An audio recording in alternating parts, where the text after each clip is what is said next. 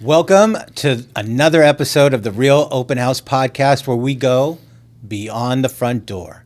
From briskets to big deals, this is the Burt Bakman story.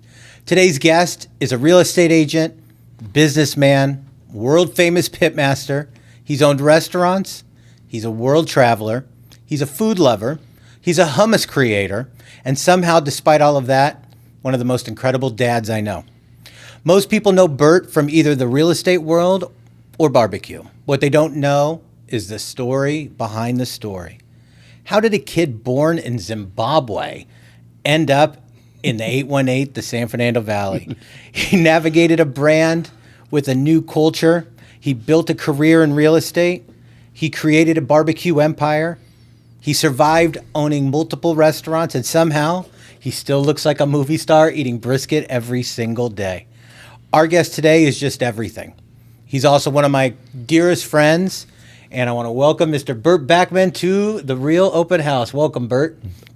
What an intro, man! What an intro! I mean, I could go on and on. Years I know you. You never said all these things. I mean, I literally had to condense it. Otherwise, I could go on. I love it. 45 minutes of how amazing Burt is. I love it. Yeah, listen, man, amazing. I love it that you're doing this. Thank This you. is amazing. Thank you. It's so cool to be here to see this. Yes. I've seen this before on the screen, and now I'm in the screen. Now you're in the screen. You're behind the cameras. You're love in front it. of the cameras. So let's start today before smokers, before real estate. Where were you born? I didn't know this until we were at Benihana last time. He said I was born in Zimbabwe. Yeah, a lot of people don't know that. Most people think I was born in Israel. Yeah. And I lived there for a short time when I was younger. But I was born in Zimbabwe. And at the time, actually, it was called Rhodesia. So I was born in a country that doesn't exist anymore. Rhodesia, and now it's Zimbabwe. And, my parents migrated from Russia. I'm sure I'm going to say the story wrong. My mom is going to hear this and correct me. But they migrated from Russia they left Russia, they moved to Israel, where they were all going. And then my uncle met some girl over there. It's always a girl. Always a girl. He met this girl in this ulpan, which is where all these immigrants go to learn Hebrew, and met this girl from South Africa, from that area. And he went back there with her and was there with her. It was a whole thing. And then my mom went there. Fell in love with it. Yeah, and, was there for a little bit. It's a whole other story, because that guy, the uncle, was flying a small plane. The plane was shot down over Mozambique. I'm telling you, was shot down. That's a whole podcast in itself. It is. It's a crazy story. It really is a movie, But the plane was shot down over Mozambique. He was held as like a hostage. I'm telling you, as like a prisoner for several years in Mozambique. Yes, it's a true story, bro. It's a true story. And they thought he was dead. He was alive. He was dead. My mom went over there, and I mean, this is a crazy story of its own. It involves my grandmother, paying off officials, in governments, and it was a big international story in the 70s. It really is a whole story. And he still has like a bullet in his elbow, It's real. I'm telling you. He's still alive? Still alive. With a bullet in his elbow. Still alive, dude. The guy went on to prosper big time in South Africa. Diamonds? No, just factory stuff. Cocaine? Radios and just factory stuff. China and whatever. And they did very well, but it was a crazy story. And that's how I ended up being born there. And then from there they went to Germany, where I actually did some kindergarten. And then I grew up in Israel. And then we moved here to LA when I was 13. So all of that happened before I was 13. And then I've been here ever since I'm 13. So do you have an African passport? I do. I have it's expired now. I just have to submit and apply for it. But I have my original Rhodesian passport. Oh, wow. Like a Rhodesian Ridgeback. It's a Rhodesian. It's a green passport with a cute baby picture of me sleeping there. I can show it to you. I have a So photo. you of it. have okay. So you went from Zimbabwe, Or whatever. Rhodesia, and then to Germany, to Israel, to. Do you remember living in Germany? No, I have a couple of photos that Jars your memory. that they remind me. So that might be a memory that I have, but no, my dad lives in Germany still, so I go visit him often. But And then you went to Israel. and I went to Israel for just a few years. I lived in Israel from I don't know maybe 5 until 13, And then to the San Fernando Valley. and then to the valley. Since So why 13. why did they choose the valley? My mom had an uncle. Another uncle. An uncle, an uncle. It was like her dad's brother. So yeah, uncle. Yeah. And he lived in the valley, and they left Israel. And so yeah. So your mom decided picking up. They moved on. I don't know. My dad. Who knows what this was my stepdad. My parents divorced. So it's the whole thing. They moved here. My parents got up and moved in their 30s with a 13-year-old son and a 9-year-old or 8-year-old daughter and a 6-year-old daughter or 7, something like that. Young kids get up now that we have kids. Think about it, to just get up and move to a whole new country, not knowing anybody, language, and all that. It's crazy. Yeah, I moved from Sherman Oaks to Agora, and that was a big deal. That's a big deal. So this is a whole other. I know. That was a huge deal. I still have some adaptation issues. Incredible. So how was your adapting when you were 13, when you got here? I still remember that. And it comes up, those memories actually come up fairly often for me because in the real estate industry world, when we're out there looking at some homes, especially certain types of homes, when I go into the garage of these homes, I smell this, the smell of a garage, of an American garage, with all the wood and like the unfinished garage, has a certain smell, a woodsy smell that is very unique to that space in every home. So that was like one of my first memories of California when I came here. The smell of a garage. The smell of a garage. So every time I smell it when I go through a home, I smell it. It reminds me of my first days in America. Back. Yeah, and then all of a sudden you come here, convertible cars, which we didn't have, which wasn't very common, like growing up in Israel. Convertible cars, all these blonde girls, lockers in the school, like the Grassy Junior High that we used to watch. Pepsi, all these things. So it's amazing, man. And you weren't Burt then, right? I was Burt. I was always Burt. My first name is Farrell, right. But nobody ever called me that. So you were Burt always. Always. I didn't want to say it, but it's fine.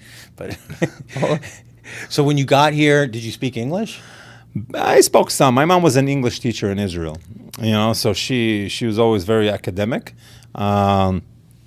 So you're 13. I mean, you're not. I'm 13. Yeah, and in Israel, growing up in the 5th grade, you start to learn Arabic and you learn English. So I knew both of those languages somewhat. You learn it. You have Arab-speaking neighbors and some English. So I picked some of that up, and of course, my mom, as I said, she was a teacher, so I learned a lot through that. So for me, it wasn't too tough, but look, many years later, I came here at that age of 13. I still have an accent. Yeah, I still can't shake it. It's all the hummus. Yeah, it's the hummus. Every time I eat a little bit of hummus, my accent gets a little stronger. It's the olive oil. So you had culture shock. I mean, yes. Major culture shock. You started in junior high. What was more confusing for you, middle school or the new RPA? I mean, the RPA is always more confusing. I've given up on that. Yeah, I've given up on those RPAs. I still use the old ones, but no, look, it's everything was different. Things that people take for granted or are used to. For me, it was new. Shopping malls. I came here right at the end of the 80s, right at the end in '89. So I got to experience the Sherman Oaks Galleria. Nice. I got to experience the valley at that time. It's awesome. It's great. And here we are. We're still here. Yeah. So when you got here, were kids nice to you? Did you have a problem with? Yeah, I remember when I got here, I was an ESL, of course, an English second language class in my junior high. You know, Was it so Milliken or where? in Mulholland Junior High? Mulholland Junior High. Mrs. Charbonneau. I still remember that. Mrs. Charbonneau was great. Can still see her. She was great, and she was teaching me my first word I ever learned: agenda. Agenda. So she's like the agenda. It's a tough one. Still, you know, some things like that I remember. You know, like no, I don't remember anybody messing with me. And you know, you find your people, all these other immigrant kids.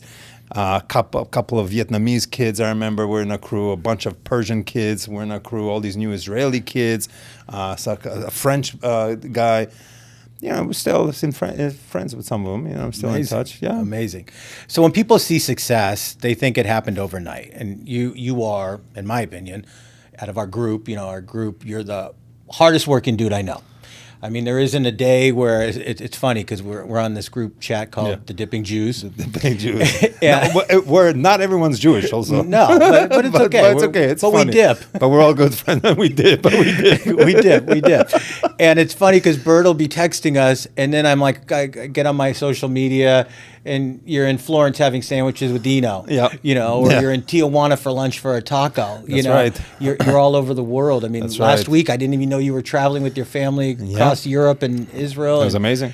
But yet you're texting like, you know, and you're market researching, I believe. I mean, yes, you travel, but it's you're building your taste buds for the next creation of That's right. You get inspired. You do, and it's amazing. I mean, whether you're backstage of the Golden Globes where I've run into you, That's right. That was cool. I mean, you're everywhere. Listen, you try to be. You know, life is short. You know, you want to do things while you still can, and yeah, I'm looking for experiences and adventures, and you know, it's nice. Like when you're traveling and it's a different time zone, then you get to rest a little bit and things are quiet. But then at night, when it's daytime, do you rest? Yeah, there's always things. Do you ever going sit on the couch and just watch Netflix? Very, very, very rarely. I try to. I really want to. Yeah. I really want to. There's so many things I really do want to, but rarely happens. Because there isn't a big event in Los Angeles where you're not at. That's true. You know, you're just an incredible busy person. So it blows my mind.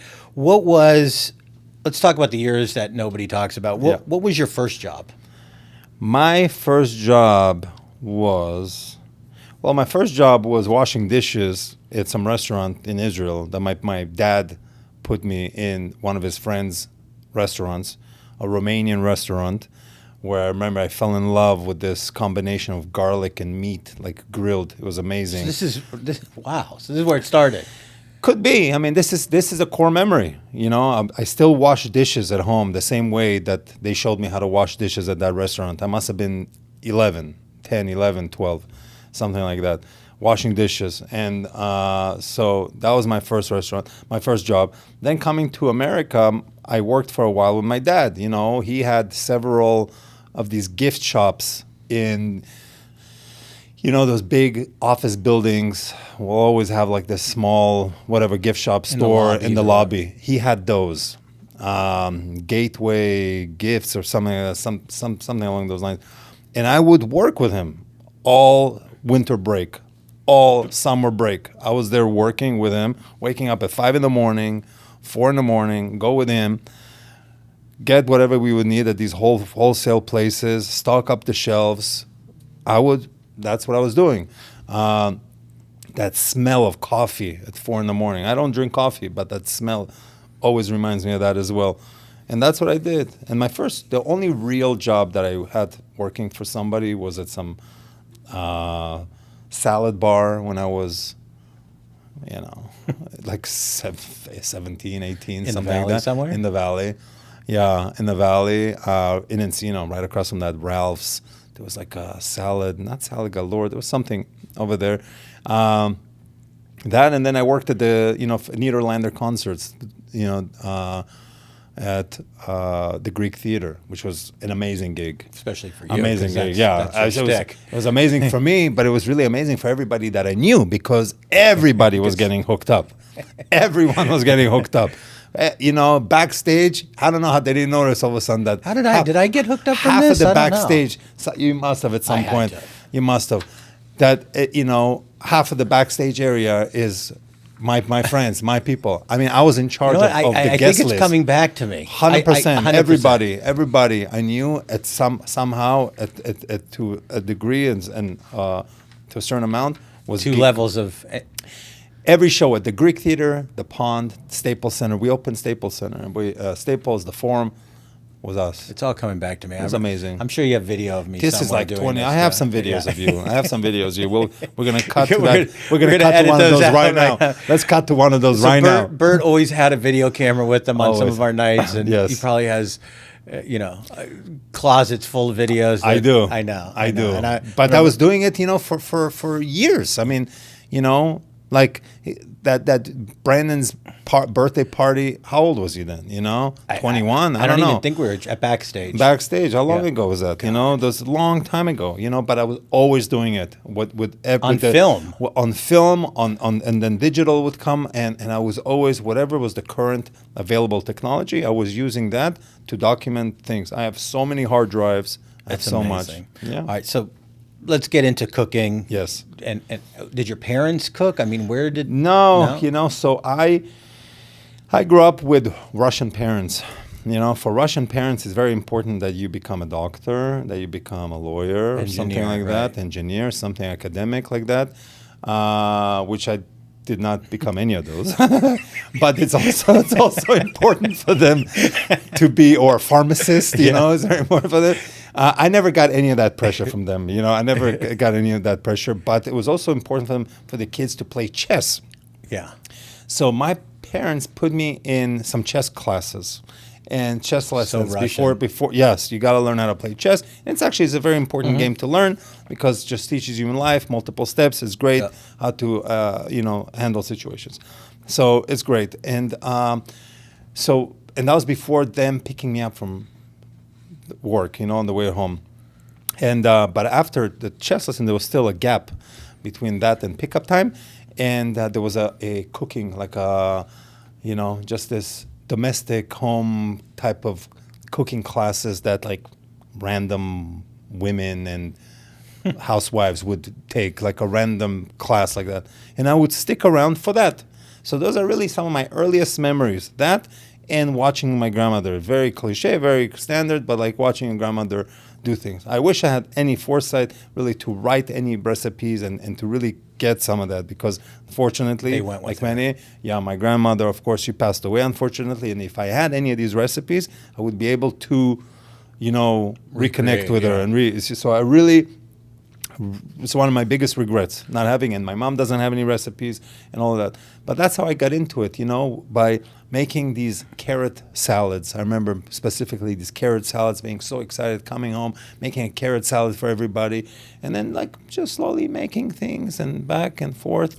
And, one day I had a girlfriend and, became my wife, and she was not, she's incredible in many things. Cooking is not one of them. And that was also kind of a driver for me to cook more and to get involved. And, Food Network. And she's Argentinian, right? And she's Argentinian. So meat. Meat. So her family probably loves meat.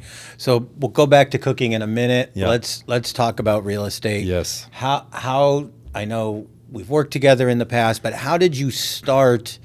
How did you get your feet wet into real estate? Well, I was... What year was it, first of all? This was about 2000, 26 years ago already, which is crazy to think that's 26 years ago. I was working at the Nederlander Concerts, amazing place. And we were on tour. I was on tour with Ricky Martin. I was working a lot with Ricky Martin at the time. I remember that. It was amazing. Yeah. So I'm working with Ricky. I'm traveling around. And Ricky was buying a condo in New York. So I was kind of in that vicinity of that transaction. I wasn't involved in any way, but I just saw it happening and knew that it was happening. And at the same time, I had some friends of mine that got into it and were doing it. And, 9/11 hit, so 2001, 9/11 hit, and we didn't know what was happening. And I was kind of, I don't know why or how, but I was kind of over the whole music business. And this opportunity came up to, to go work in some real estate office. This is with Dennis Chernov or... No, this is... Yeah. So this wasn't with Dennis Chernov back then. No. That wasn't your... But I think you were with Keller Williams, I think, in the beginning, right? So I was... So I started to work with this agent. A friend of mine hooked me up with this agent. And I knew some people and whatnot. So I started working with this woman. And we were at Remax on the Boulevard. I started at Remax on the Boulevard. And it was crazy. That place was nuts. In 2000. In 2001. Was nuts. Title officers giving you whatever you need. Laker tickets, new computers, good old days. People, all these brokers, especially commercial brokers, picking up their keyboards at the office and just rows and rows of lines. Everyone just cocaine and a different time. And crazy. I mean, it was nuts. What Remax commercial would turn into at night was nuts back in the day. It was like a movie. It was crazy. And I went from that to Cole Banker, to Keller Williams, bounced around to the agency. And now, so I started working with Dennis, who's great. I started working with him right before I was opening my first restaurant because I knew I wouldn't be able to service clients and I need to focus on this restaurant and this business. And I was funneling everything. I needed a reliable source to funnel everything through. And that's how that happened. And are you super close with Dennis and Yana? Yeah. Like family with you? Yeah. We're great. And where are you guys now? Because you're at Equity We're Union? at Equity Union. Yeah, you're at Equity Union. Yeah. I know you did the agency with Michelle for a little bit. Did the agency. It was great people, all great experience. Listen, you learn from every experience. You learn from every brokerage you're with. You learn from every restaurant you have, from every experience that you have. You learn something. So do you remember your first deal? I remember my first deal on McNulty in Winnetka. Mm-hmm. I actually coincidentally just talked about it yesterday. The home was listed for $475,900, and it wasn't selling. And I had no idea what I'm doing. I still have my picture next to that sign. 2001. The Burt Bakman sign. Burt Bakman, Remax on the Boulevard. My phone number and same phone number. Same phone number. Same phone number. Crazy. I knew it. Same number. Still on it. And the seller calls me. She's like, "Bro, listen, it's not selling. We should maybe lower the price." I said, "Yeah." I had no idea at this point how things really are working. I've had some experience working with an agent. Anyhow, come over. Let's figure out. Let's lower the price. Let's talk about it. At that time, nothing was done. DocuSign. There was no DocuSign. Everything was Thomas Guide moving around. There was no Waze. There was no navigation. Thomas Guides. Purchase agreements with carbon copies on them, everything written by hand, presenting offers in person. It was a different world. So I'm driving over to McNulty in Winnetka. We're listed at $474,900. And we should reduce it. Like, what are you thinking? And she's like, I think we should lower it. Let's lower it by $500. You just drove across the valley. I drove all the way to the valley. Yes, I drove. I had no idea. She's like, "Okay, $500 didn't seem right." I'm like, "What are we doing with $500?" I went back to the office. I said, "Can you, can you change it, lower it to $500?" And what? So everybody was laughing at me. Rightfully so. The home sold. The home sold to this magician at the end. This guy doing magic tricks every time. We're at inspections. I'm like, what is happening? You see that crack now? You don't. Yeah, like you see a crack now. Foundation's gone. This house is gone. Turn around. Bunny rabbits and birds. Sold it. That was my first sale. That's so good. $500. Oh, Let's my reduce God. it. So that'll probably lead me to my next question. The funniest real estate deal, it falls in the same category. I had one of the craziest real estate transactions ever. I said it on stage one time with the Tom Ferry thing. Mm-hmm. It was 10 years ago, maybe less. It was a crazy story, but I'll make it brief. I represented the seller. Somebody else represented the buyer. The home is sitting. It's not selling. It was a tough market. It was before the market, before the boom. So it was a remodel, complete remodel. We finally sell it. We get somebody to somebody's buying it. They're closing on Monday. They're supposed to close on Monday. And usually, you want to fund on Monday, record on Tuesday, so they're not carrying it, extra days, whatever. Yeah. Not that a couple of days makes a difference in 30 years. But they're closing on Monday. Buyer's agent calls me. He's like, Burt, can the buyers move in today? We're closing on Monday. And, let them move in. It's Friday. Let them move in, closing on Monday. I'm like, I don't think so. I don't know. I'm going to call the seller, but I don't think so. Chances are, you'll have to probably release your deposit. I can't imagine it's going to happen. Okay, let me know. I called the seller in Westchester, Rochester, one of those, in New York. Hey, what do you think? Absolutely not. Just have them close Monday, move in. Like, as I thought. I called the guy back. Hey, listen. No dice. Sorry, no dice. Yeah, just close Monday. You said that if we release the deposit, they could move in. They already moved in. Oh my! I'm like, dude, I talked to you 10 minutes ago. Like, what do you mean they moved in? I just talked to you. How do you move into the 2,500 square foot house? 10 minutes. I just talked to you. He's like, yeah, the lockbox and the code, and they need to move in, like the parents coming, whatever.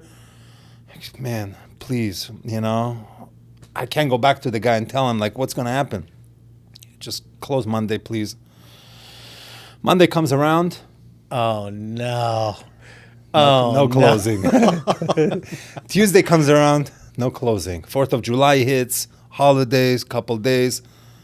No closing. And they're in the house. They're in the house. So I'm calling him like, dude, what are we doing? You guys are in there. The utilities on their name. They're in there bathing like Romans. I use that word. Like what's going on? Bathing like Romans.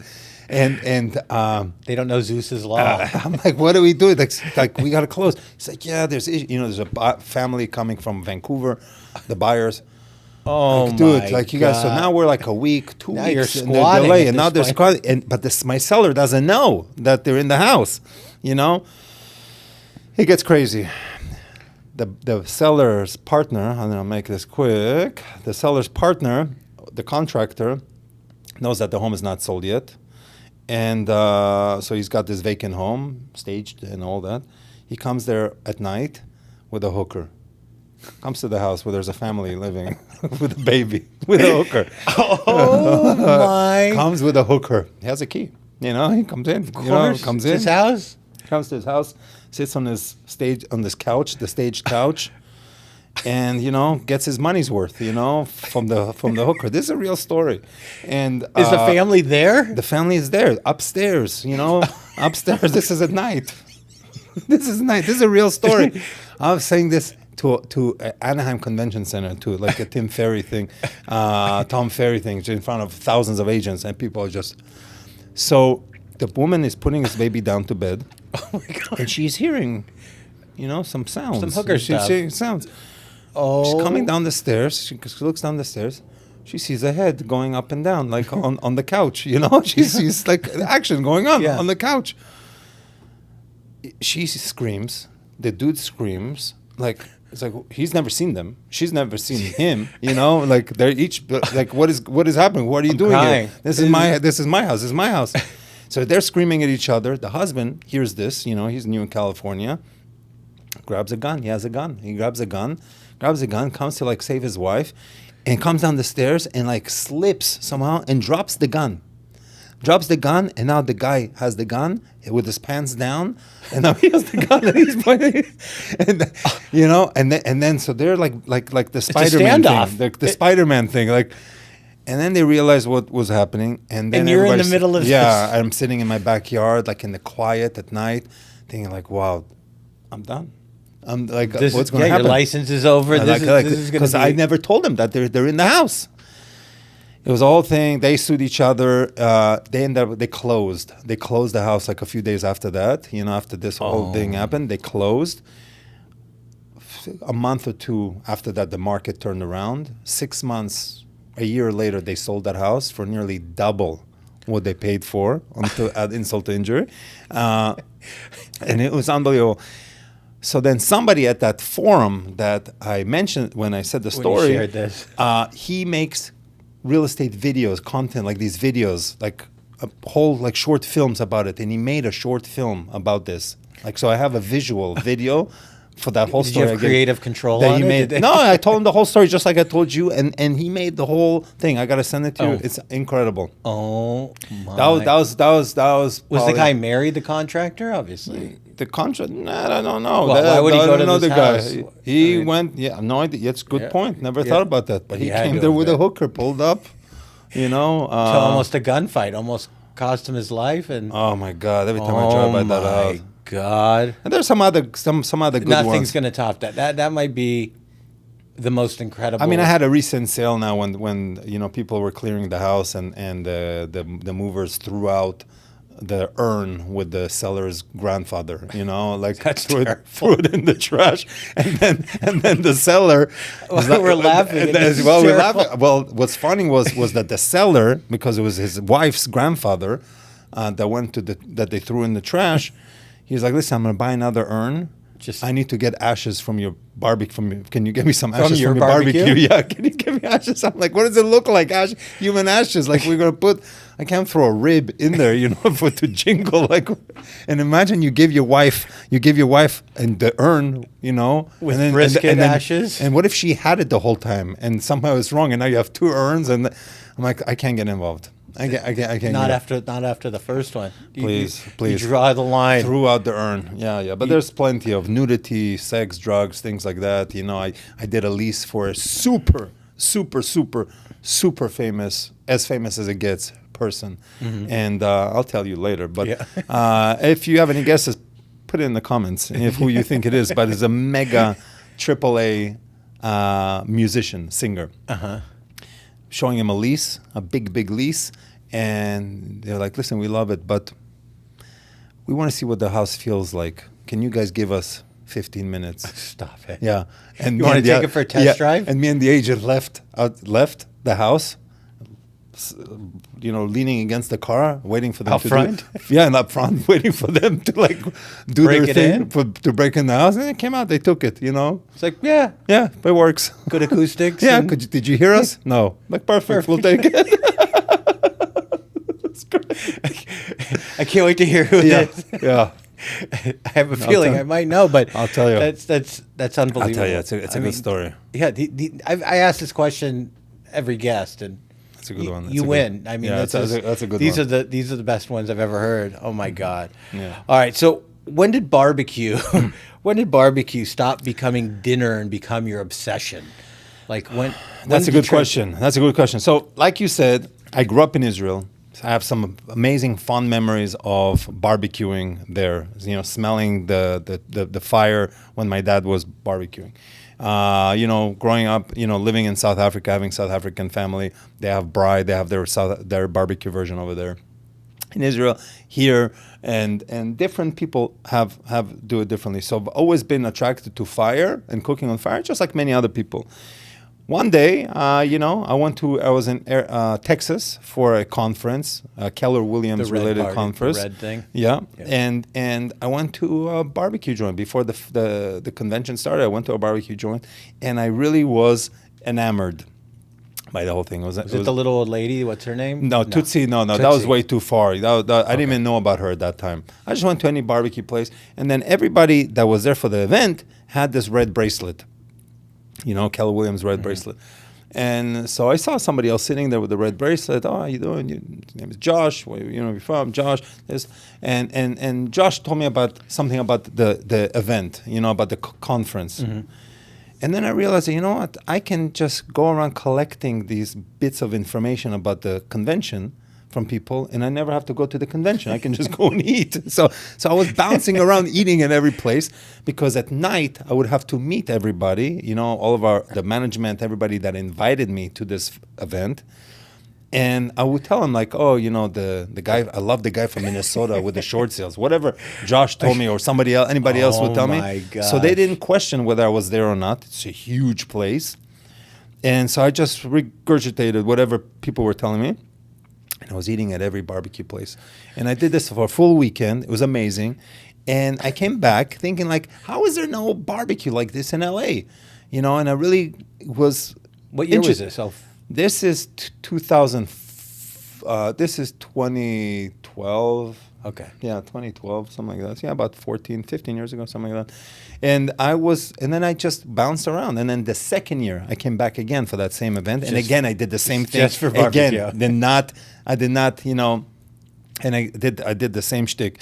And I got into it. And then when I came home, I started to look into getting a smoker because I just loved cooking. I was cooking all the time. And I wanted to get a smoker. And I found one on Craigslist. I PayPal'd a stranger on Craigslist $4,000. Is this the green one? No, not a green egg. This is a proper. No, I'm talking about the smoker. one that. No. That's it later on. I got. Okay, we'll talk about that. That's later on. But to PayPal like a complete stranger on Craigslist $4,000 without trading them. with no trace, with no recourse, nothing. The next day, a truck pulled up to my home and reversed in a smoker. And that's how it started. And I just started to play with it, and that's it. How many? So I had a first smoker. You know, I had a little Traeger, and you know there was some trial and error, but it's pretty brainless with the Traegers, and it's easy, and you know it was great. But how many briskets died?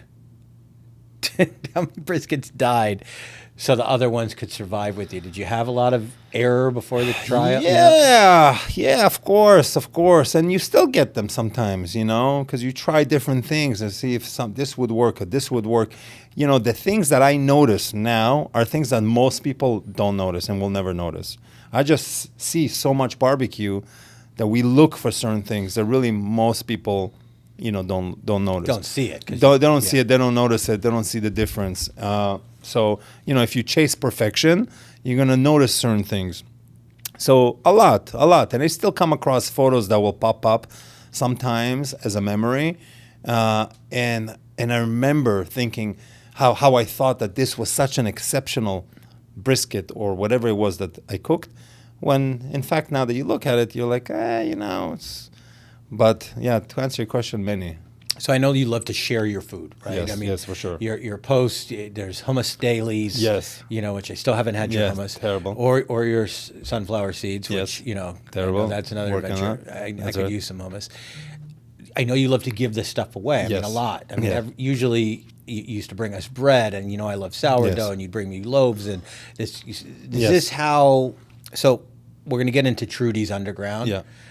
Because I think that's how it started, right? Did you just start making so much brisket because you loved making it that you started giving it away? Yes, exactly. Okay. You know, I wasn't doing it for the money. I needed a little break, you know. And then COVID, this is all during... no, this is before. This is before, this is before. COVID, I already had my first restaurant open. During COVID, I already had my second one. No, this is long before that. Yeah, this was just something to do on the side. You know, I was a full-blown real estate broker. You know, that's what I was doing. I was selling real estate, and that was my thing. But I needed a little some sort of an outlet, something different, a hobby, something that, you know, was very interesting to me. And I started with a green egg, and on a green egg you can only do one brisket. And I figured out how you can do two briskets, stack them on top of each other, let them drip on each other, and twist them around. I thought it was a good idea, but it's really not an ideal thing. And then from that, I moved on to a bigger smoker where I can go from 2 briskets, and now I can do 11 briskets. And I was making them, and I was just giving them away. I was driving around town giving them away. And to anybody that would want, would have some, I would give it away. It wasn't for money. I wasn't doing it for money. And then I was doing it out of my backyard. You know, just people would come by and pick some up. I would get donations. I never charged, but I would get donations for the barbecue, and that just would go towards covering the costs. I always ended up actually making some money out of it, but like I said, it really was never... That wasn't your intent. No, that was... So who is Trudy? So Trudy is my good friend of mine. It's his mom, Trudy Stone, and she's from Toronto. Stu Stone's mom. Yeah, exactly. So she would come every time she comes from Toronto to visit Stu when Stu was living here. when she would come, she was visit, she would make her brisket, and I was making my brisket. So all the time, the group, the group of friends would say like, whose brisket is this? Whose brisket is that? Who's making better brisket? Brisket off. And then they started to call like my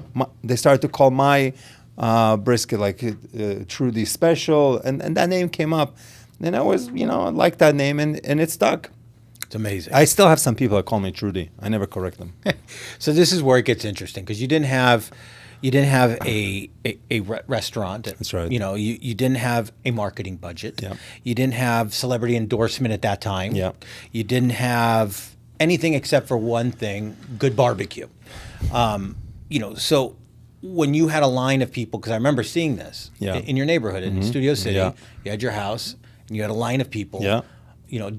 Buying your brisket. Yeah. I mean, or I don't know if they were donating or whatever, but when you got this new smoker, it obviously could do more capacity, I would imagine, and you just started blowing it out. I mean, now it's like, what were your thoughts? Because this is before you had the smoker before you had Slab. Yeah. And we'll talk about that briefly. But you were making this food for a lot of people. People were. I remember Trudy's Underground Barbecue was becoming a cult. There was a cult following. Absolutely. And when did your brain click going, maybe I've got something here? It was a good friend of mine, Kevin, is a great designer. The guy has a lot of style. He one day came over with a logo. He just showed me. He's like, look what I made, this logo for this. And that gave it life. That gave it a whole thing. It's like, separate, you do a different Instagram for this, start this thing. And this thing really had a cult following. It was a whole thing. And I was going around, like I said, dropping off just like drug deal, just handing out of my trunk, giving it to people. And that's how I got connected with these great guys, with Brian Toll and John Terzian, with the H-Wood group. And that's how I connected with them. And they're like, listen, we want to open a barbecue joint. So they wanted to why invest don't you open one with us? We'll operate it. We'll run it. We'll give you a monthly and things like that. You'll have a piece. We'll operate. And I thought it was great, because at the time also I was worried about doing it because I didn't want to get in trouble. At the time I was an American citizen. I didn't know if this is going to jeopardize my citizenship, if I get in trouble for doing something like this. And You like mean this, out of your backyard? out of my backyard. And like this, I could be done with the backyard for now. And I can go back to work, focus on that, and legitimize everything. Exactly. And that's how we opened, that's how the first one came about. Because all the time people would come in like, open a place. And I never felt like I had the right person to do it. It was never a plan. It was never a thought to open a restaurant. It was never the intention. Yeah. I mean, but it's someone wanted to invest in your food and in your dream, and it worked. I mean, you definitely did amazing. I mean, did social media help catapult this in the beginning? Yeah, absolutely. I remember you didn't have a marketing team behind you. I had nothing, and it was all organic. It was just, I was very lucky with the timing of when it all came together. I had a lot of experience in public relations after working with Ricky Martin. I knew a lot of people, and I'm curious and I'm interested in people. So I got to meet a lot of people that would come to the backyard, all kinds of people.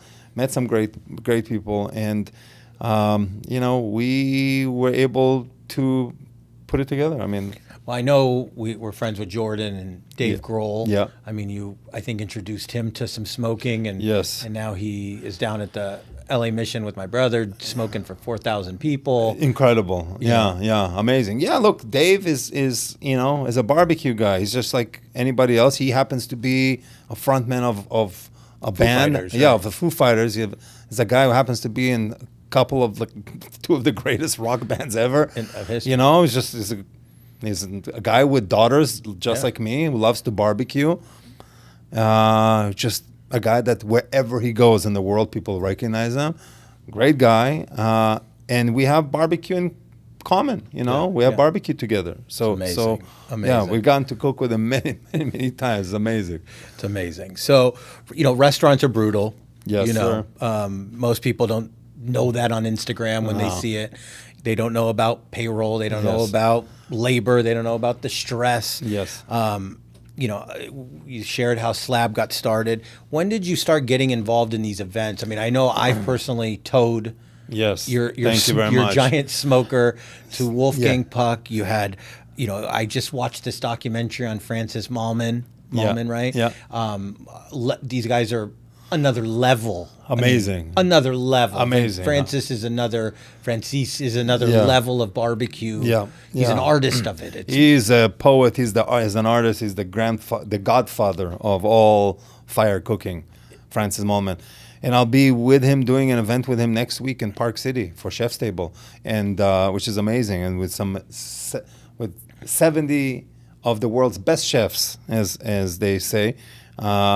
Congrats. It's gonna be, listen, it's amazing. I've done some events where I've snuck into in the past, and now I'm participating. I've gotten to cook with everybody, with many people, almost just about anyone that I've admired and from afar, I got to know and became friendly with in many cases. What's the lady's name that you're really... Nancy Silverton? Yeah. Nancy Silverton is an absolute legend in Los Angeles and in America. One of the greatest people out there. She's great. I love her. Great friend. I mean, Wolfgang Puck is in every supermarket. Every Wolfgang Puck is incredible. Nancy. Look, Nancy has a great Chef's Table episode. I got to do a lot of things with her, and she actually called me not long ago and asked me to help her buy a home, and yeah. And you did that? I did it. All and right. we bought some, so it paid off. So I got to work with some great food people in that industry. I got to sell a home. I sold a home to the Bear, to Carmine. Because of food? I mean, coincidental. No, it's here in LA. Okay. I mean, in Studio City. Yeah. Oh, that's amazing. I love that show. Yeah, White. Yeah. It inspired me to become a baker. I mean, me, I'm It's baking these amazing. cakes Yeah. now. It's like and some others. Listen, the truth is that most people in food, are not buying homes. But it is a very tough industry. So everyone sees a real estate agent. Yes. Everyone sees this barbecue guy, Burt. But now let's talk about your biggest love of your life. Yes. Is your family. Yes. And whenever you speak of your family, you make this face. Yes, You for sure. light up. Yeah, of course. How can you not? You have 3 girls. But there's not. I'm very similar with my family. And For sure, we've absolutely. done drop-offs, and Yes. our kids went to school together. How many? You have 3 girls. 3 girls. And are any of them into cooking with you, or? My little one is my little chef. All of them, as they were little, I think they had their phase. My youngest one is, my little chef. She cuts. I give her the sharpest knife. She makes the salads. She'll cut some things. She'll help me with the Your fire. sous chef. Yes, absolutely. She's great. She, the girls are very, to a degree, they're fairly spoiled with that. Sometimes they were hungry, and so, you're hungry. What do you want to eat? And once in a while, and especially if I'm in the mood and they see it, they'll tell me, so what do you want to eat? They're like, we want a menu. We want a menu. And I have to go to they say this. Yeah. And I have to go to the kitchen and see a few things I can whip up, and I'll write It's down like a few that show things. where they have to create a meal from whatever I create you have. a menu for them. And I'm like, I bring them a menu, like, okay, you have these things that, you can have. And they look like, okay, I'll have this schnitzel sandwich. I'll have this roasted duck, whatever. Foie gras. Yeah, my God, like A little caviar bump too. Caviar. Unfortunately for me, my girls are caviar junkies. Well, you've made me a caviar junkie. Caviar junkies. Everyone, all of my girls, whoever has a keychain, the set of keys, has a caviar tin opener on the keychain for the rare occasion that something does come up and they're at a friend's house. They're ready to go. And the tin will come up and somebody will try to use a knife for that. Give it to me and they pop it. That's hysterical. Benny and Selena got married. I took home, they had so much caviar there. They had so much caviar left over. And Benny let me take a kilo of caviar. So that's the big one, A kilo, big one, Yeah. big blue one, big, full. And I broke it into containers, small containers, and I froze it. You can freeze it one time. I froze it, yeah, and it's totally fine. Maybe it's not it's not 100%, but it's better than throwing it away, and it's definitely good enough. A lot of it I'm whipped with butter. I put into use. My girls will stand there and open a container and crush that thing, and they'll eat that. And not as a topping, they'll just eat it straight. Boom, just eat caviar. These girls. Well, that was the thing with, but I'm expecting another child, Yes, and amazing. I told my wife, I said, this time, I'm not introducing them to sushi early on, because my children, I take Joey for sushi. He's $100 by himself. Yes. And it was the biggest mistake, forcing them. Just try it. Just Try try it. Yeah, because you think it's cute. You think it's it's cool. so cute. It was the biggest mistake. And now they're snobs. Like, I can't even, I used to take them to all you can eat. Now they want to eat all you can eat. I got to take them to Katsuya. And I got to take them somewhere Sugarfish. And, they're I know, it's nice. It's nice, but it's so nice when you get to do that with them. But these kids are living. Oh my God. Oh my God. So if you leave your legacy behind, what do you want to leave for your girls? To leave for my girls, good question. I don't know. I want them, to, of course, to be healthy and happy. My little girl, all the time I ask her, I tell her, Mila, what's the most important thing in the world? And she says to be warm, cozy, happy, and healthy. That's always, she's like, that's her Mila, shtick. yeah, that's her shtick. Mila, what's the most important thing? Warm, cozy, happy, healthy. And she'll say it whether she's awake, whether she's sleepy. It's very cute. And that's the end of the day. That's what it is. It's like, you shouldn't chase money and live like that. You got to live. You got to have some freedom, that if you want to sit with a friend of yours on in the middle of the week, in the middle of the day, and record a podcast, or you want to go meet a friend of yours and go for lunch, or you want to have some control of your time. Some people who have it the other way around, and they're tied up and they work, which is great. It's fine. It's not for me. They know exactly how much money they're going to make that year. They know exactly where their vacation is going to be. They know exactly who they're having lunch with. They have their tag, with their access card, whatever it is. With the lanyard the lunch. Like, it's 12, it's lunchtime. I admire them. I take my hat off to these people. All good. It's not for me. I want to be able to have my freedom, and I want my girls to be free as well. I want them to be independent. I want them to come up with their own your things. oldest, she's on her way. She is. Where is she at? George Washington? She's a GW. Yeah, She's come GW. on. I'm very proud of her. I'm proud of all my girls for their own merits and their own different things. But look, and as the girls grow up, as the kids grow up, your challenges grow as well. You have different issues, different matters, and as they grow up, also they grow in and they realize what kind of a world they're living in. So Can't shield them from. I can't shield them always, but you have to you have to be careful. They're girls. They're Jewish girls. Yeah. So you got to worry about all these things. Yeah, you told me when you visited George Washington what happened. Man. So it's like that's my biggest fear, having a girl coming up.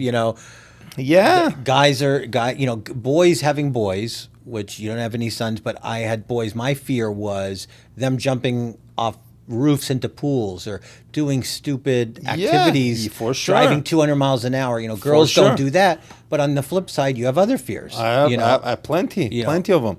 And these are things and fears that many others share, So you got to worry about it. You can avoid all you want and not watch the news and not be on social media. You can do all of that. But in reality, it's life. You know that these issues are out there, there are crazy, it is crazy. So I want them to be happy, warm, cozy, and healthy, I love it. Yeah. I love it.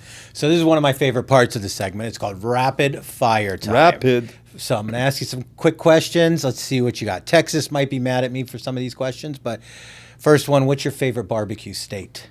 My favorite barbecue state has got to be Texas. Texas. Okay, so Texas isn't going to be mad at me. No, Texas won't be mad. Favorite cut? I know the answer to this. Favorite cut of meat? As of late, it changes. So I don't know if you would have it, but right now I love a picanha, which is a very popular cut in Brazil. Has this triangular shape. I just did it for the Soho House, which is great, and I'm gonna make that for Chef's Table Festival. See, it used to be flank steak. It used to be that, or it used to be the skirt steak. Yeah, it skirt used to be steak. the ribeye. Yeah, it changes. Beef cheeks, and there's so much. And as food costs changes, the beef industry wants you to shift, and they want us, some of the people that are in various degrees leaders in beef. In by that I mean that they can influence some direction. like, hey, let's lay off the ribeye, which is now $20, $25, $30 a pound. Let's focus on some other lower price Affordable. cuts. There's more cuts. There's more parts to the cow that are great. So, But the skirt, I just heard skirt- Bobby Flay on his show last night say it's my favorite cut, skirt steak. and I'm sure that answer will vary depending when you catch him and when you get him. And Skirt's great. I love a brisket. I love, there's a lot that I love. Right now, I love a picanha. Picanha. All right. You travel a lot. What's your favorite city outside the United States? Well, my favorite city has got to be Tel Aviv. Culinary. It's just incredible. It's a very hot topic, but it's home for us. But aside from that, it's just such an amazing collection of people, the food. Right, it's not just all Jews. You've got amazing. a mix of immigrants Tel from Aviv, all over the place. Right. all over. I think it's only second to maybe America when it comes to diversity. Tel Aviv, incredible. Outside of Tel Aviv, I would say probably Rome. Rome, incredible. And every time I go to Rome, you send me on my little adventures. Yes. My Exactly. gelato adventures. Yes, you gotta. I'm dragging Ava across bridges to That's go the into best. the ghetto to get this. Hey, you gotta go to Giulietti. Get the pistachio. Oh, the best. I know. Number one. Yeah. Rome. Everywhere I go, and it's really any concert, any show, any city. Like I'm going to Chicago. You the take me to that best. little pizza cookery. I went to a house. They opened the window. I'll be there next week. Amazing. I'm going right there. I'm taking my boss. I'm like, you got to go to this. You know which one I'm talking? It's called the Pizza Cookery. Yeah, I of think. course. So amazing. Chicago's amazing. Chicago's amazing. You got to go to Cheval in Chicago. Okay, Yes, I'll set you up. They don't take reservations, but we got you. Number one restaurant in LA. Your favorite? I know it's a tough one for you. Number one restaurant. It is a tough one because there's many that I love, but my favorite diner, I'll tell you, is Max and Helen's. Incredible, just perfection, perfection. Love that place. Thai food, we know. Which one Thai food, We know. Jetlada, Yeah, Jetlada. love it. Yeah. Of course, I love Anna Jack as well, and some other ones. Gelada is But just to Gelada tell the we listeners. So just to tell the listeners, Gelada, you go there any given day. I don't care what day it is. There's a line. It's And always in busy. a strip mall. It's always It's busy. in a shitty little strip mall. I love that place. And if I go to the front and I mention Burt Bakman or Brandon mentioned. Yes, Brandon. Now Brandon. But I call or Yeah. I say Burt. I'm a guest of Burt. Guess who I get to cut right in Cut front right. of? My It's wife's the like, best. we're not going here. There's a long line. I'm like, just chill. Just Yeah, watch watch- this. watch I this. walk in It's the and best. literally they move a table around. They get me in, and it's Michelin. It's incredible. It really is. It really is amazing. So anybody who's visiting LA, definitely go to Jetlada. Max and Helen's, my favorite diner is that. Deli, Mish Deli on La Brea, Oh, yeah. incredible. Been seeing that. Eric Greenspan, incredible. And I think for dinner, my favorite restaurant is probably Safi's. My friend Ori Menashe, I think he's the king of LA. He's incredible. Carmel and Melrose, incredible. Badmash, hungry. Indian, yeah, I love it. There's a lot of great I food in know, you LA. can't pick you one, can't pick, and a lot of good friends. Most important question: who's your favorite lender? There's only one I know. And who's that? It's only Josh. All right. So this is a question that I know the answer to. Yes. But Ava came up with it last night. I love you. it. It is Bert's mass murderer. You Yes. decided you went on this killing spree. Okay. You're Thought on about death it. row. Tomorrow Thought about it. morning you get the lethal injection. Okay. You have one meal for your last meal. I know the answer. And I bet you do know it. And You have one last meal. Unless I can get my favorite thing from Israel. No, which they're I grew not, up they're with. not good. Yeah, they're probably not good. It's going to have to be local. It's going to be local. It's going to be In-N-Out. I knew it. It's going to be In-N-Out. In-N-Out is knew the it. greatest. I knew it. I knew Give it. me my double. I knew it. Animal, I- please. I knew Sliced, grilled, chopped I was chilies. even going to write it down to say, I know the 100%. answer. No. It's 100%. It's In-N-Out. I always say it's my last meal, and every time I eat it, I worry that this is my last meal. I'm like, I better not choke on something. I eat the fries very slowly. I don't want to choke. I'm like, I don't want this one to be my last one. But when the last one comes up, it is going to be In-N-Out. I knew it. I Yeah. knew it. So, Burt, you've built a brand, you've built a family, you've built this reputation. I don't know one person's ever said anything negative about you.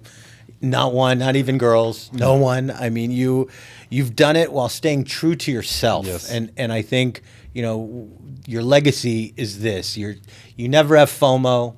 You're true to yourself, and I just think you're an amazing friend, dad, and chef. I mean, every place we go, we go to Tyler's house. You're manning the barbecue. Yes. I got it. You got it. I got it. Beef tips. I got it. Those are nice steaks. Those were amazing. And you season them with the salt and everything you do. I bring spices from everywhere. I just was in Istanbul in Turkey. I brought a bunch of spices. I was in Jerusalem. I just brought a bunch of spices. I'm taking all of that to Park City. That's all I'm bringing with me. It's just some spices and boom, boom, boom. It's amazing. So I really, this is why I do this podcast. I love it. I love hearing, more than what barbecue was. This was about family today. Yes. This was about an American dream. Correct. Look, your family has moved around. Your mom came here with 3 kids. Look what she's made. Success. There's been challenges in Yes, your life always. with business, and you bet always in on yourself Yes. and your lovely wife. So thank you today for coming in. Thanks I for know having me. You're super busy. This is the Real Open House, where we go beyond the front door. I'd ask you to please subscribe to YouTube. You can subscribe to Spotify, Apple Podcast, and all the other channels. We will be hosting some more shows in the upcoming weeks, so please subscribe now, and thank you for tuning in. And if you have an idea of who that major celebrity was who took the house for a test drive, put it in the comments. There you And go. we'll let you know. And if you want to see Burt on Instagram, what's your handle? Burt Bakman, come find me at any of the events. Say hello. If you're grilling, if you're cooking, let me know what you're doing. I'm happy to help you. Take it all the way. All right. Well, thank you guys for tuning in. We'll talk to you soon.